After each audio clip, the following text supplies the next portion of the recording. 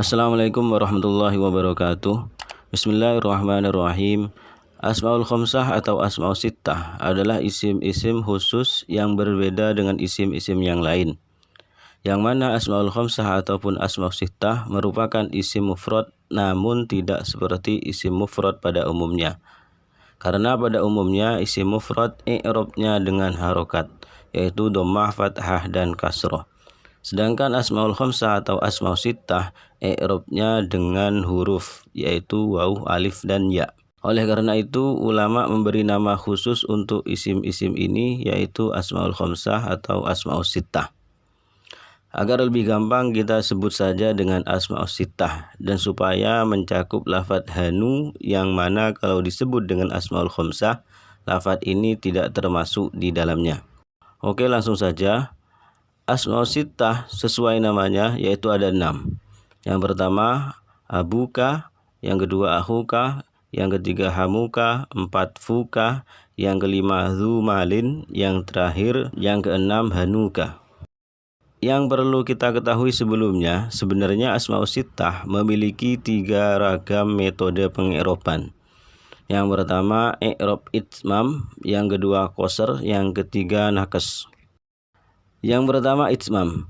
Itmam adalah metode peng'iroban asmaul sittah dengan huruf waw, alif, dan ya.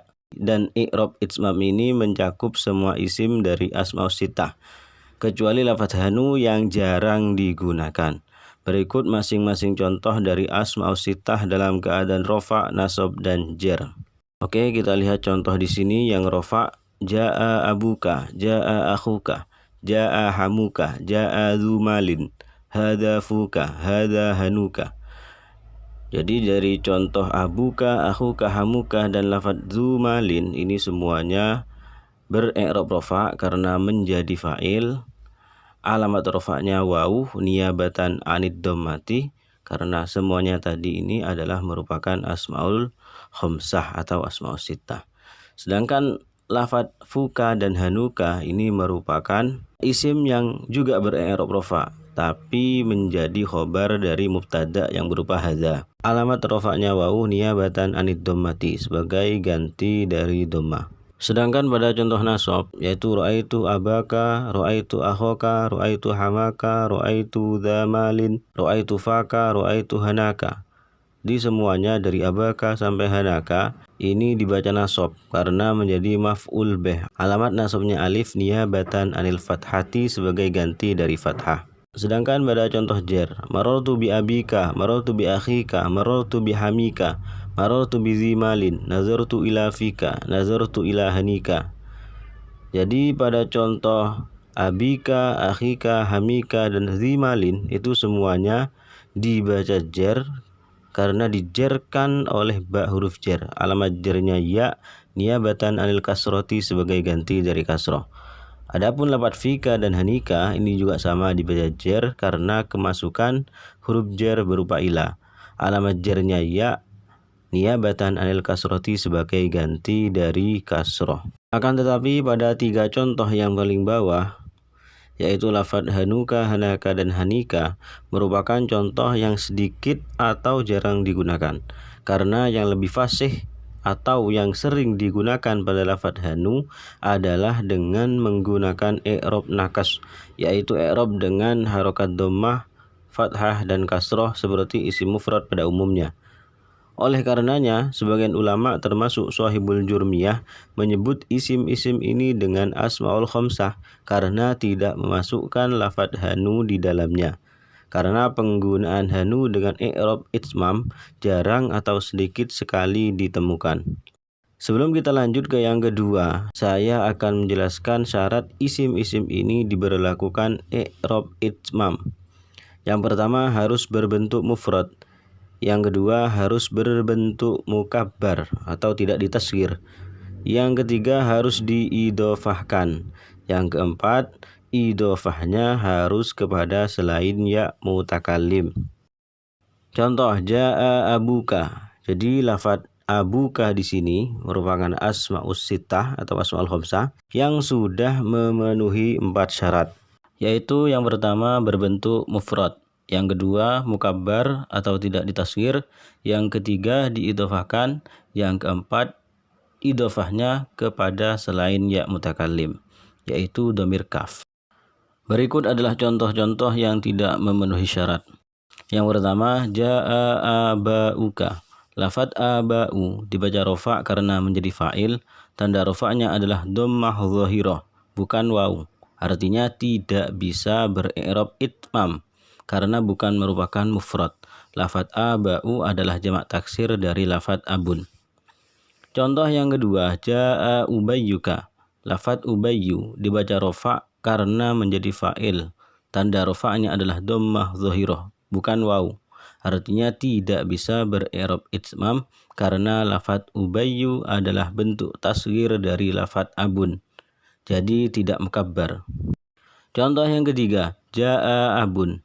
Lafadz abun dibaca rofa karena menjadi fa'il. Tanda rofa'nya adalah dhammah dhahirah, bukan waw. Artinya tidak bisa bere'rab itmam karena lafadz abun tidak diidhofahkan. Contoh yang keempat, jaa abi. Lafadz abi dibaca rofa karena menjadi fa'il.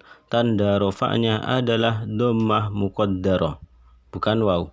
Artinya tidak bisa bere'rab itmam karena pada lafadz ini abun diidhofahkan kepada ya mutakallim.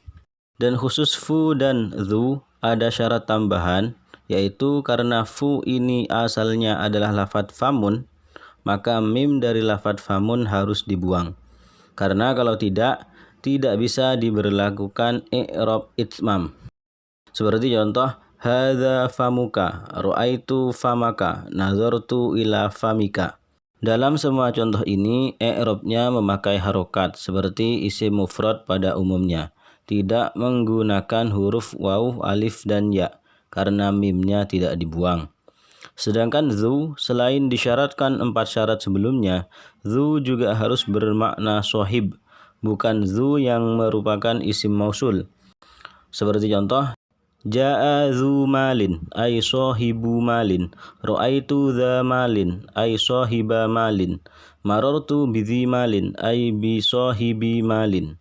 Karena ketika dzu berupa isim mausul, maka hukumnya mabni dan yang jelas tidak termasuk dalam asmaus sittah.